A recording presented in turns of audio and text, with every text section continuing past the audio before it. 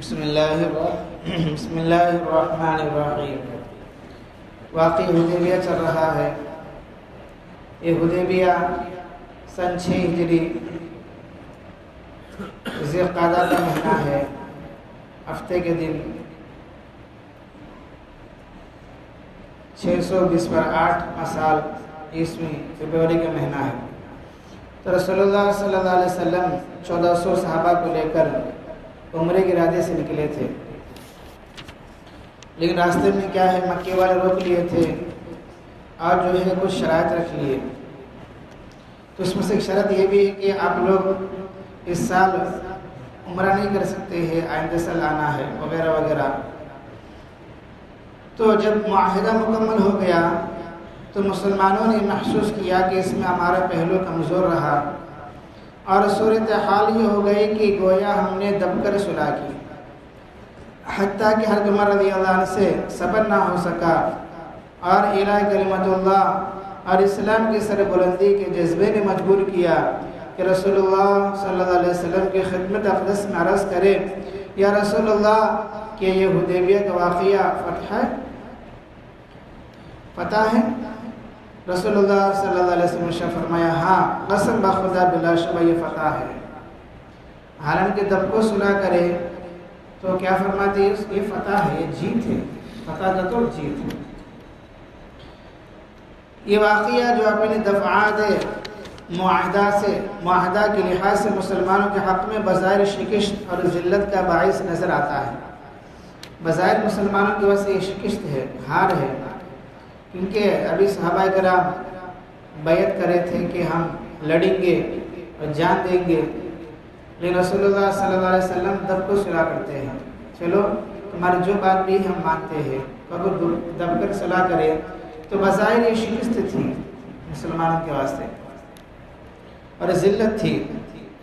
تو فتح مبین کیسے تھا؟ تو اس کا جواب جل قدر محدثین کی زبانی سنیے۔ امام حدیث بصیرت ظاہری رحمۃ اللہ علیہ فرماتے ہیں، اسلام میں جو عظیم الشان فتوحات شمار کی گئی، ان میں سب سے پہلی فتح عظیم صلح حدیبیہ ہے۔ جتنے بھی جنگا چلے بڑے بڑے، اس کے اندر جو سب سے پہلا کیا آتا ہے، صلح حدیبیہ آتا ہے، اس لیے کہ اس سے پہلے برابر کفار مشرکین سے جنگ و پیکار کا سلسلہ جاری تھا، اور جب یہ صلح عمل میں آ گئی تو اس کی وجہ سے ہر دو جماعتوں کو امن و اطمینان کے ساتھ ایک دوسرے سے ملنے اور بات چیت کرنے کا موقع ملا ہے، اور تبادلہ خیالات کی آزادی نصیب ہوئی۔ نتیجہ یہ نکلا کہ جو شخص بھی اسلام کو اپنے عقل سلیم سے جانچتا اور اس کی حقیقت پر غور کرتا، اس کے لیے بجز اس کے کوئی چارہ باقی نہ رہتا، وہ فوراً اسلام قبول کر لے۔ چنانچہ ان 2 سال کے اندر جب تک معاہدہ پر عمل رہا، مشرکین نے اپنی جانب سے اس کی خلاف ورزی نہیں کی، تو لوگ اس قدر مسلمان ہوئے، اس سے قبل مدت میں اس قدر یا اس سے کم مسلمان ہوئے تھے۔ یعنی اب 10 سال تک جنگ کا کوئی بات نہیں نا، تو جو ہے 2 سال تک معاہدہ رہا، اس 2 سال کے اندر جو ہے ہر کوئی اسلام کے بارے میں جان بوجھ کر جانچ کر تو اسلام میں آتے تھے۔ تو اور ایک محدث سے حافظ ابن حجر اسقلانی رحمۃ اللہ علیہ فرماتے ہیں، اس مقام پر فتح مبین سے مراد واقعی حدیبیہ ہے۔ صلح حدیبیہ نے در حقیقت فتح مبین فتح مکے کے لیے راہ کھول دی۔ یہ اس لیے کہ جب جنگ کا خطرہ درمیان سے جاتا رہا اور امن و اطمینان کی صورت پیدا ہو گئی، تو مکہ اور مدینے کے درمیان سلسلہ آمد و رفت بے خوف و خطرہ ہونے لگا، اور حضرت خالد بن ولید رضی اللہ عنہ اور حضرت عمرو بن عاص رضی اللہ عنہ جیسے بڑے بڑے بہادر اور دلیر صحابہ کرام اسی صلح کی وجہ سے اسلام میں داخل ہوئے۔ یہی اسباب ترقی آہستہ آہستہ فتح مکے کا باعث بنا، یعنی اسی کے بعد مکہ فتح ہو گیا تھا۔ یعنی اس 2 سال میں جب معاہدہ ہوا نا، تو بڑے بڑے صحابہ کرام، بڑے بڑے جو صحابہ ہیں جیسے خالد بن ولید ہے، انہوں اس 2 سال میں اسلام میں داخل ہوئے۔ بعد میں اور ایک بڑے صحابی کون ہے، حضرت عمرو بن عاص رضی اللہ عنہ، بڑے صحابی ہی بھی اسلام میں داخل ہوئے۔ اور ابن ہشام رحمۃ اللہ علیہ، امام ظاہری رحمۃ اللہ علیہ کی توجیہ کی تائید کرتے ہوئے لکھتے ہیں ظاہری کے قول کے تائید اس حقیقت حال سے بخوبی ہو جاتی ہے۔ واقعی حدیبیہ میں جب نبی کریم صلی اللہ علیہ وسلم نکلے تو 1400 مسلمان تھے، کہتے تھے صرف 1400 تھے مسلمان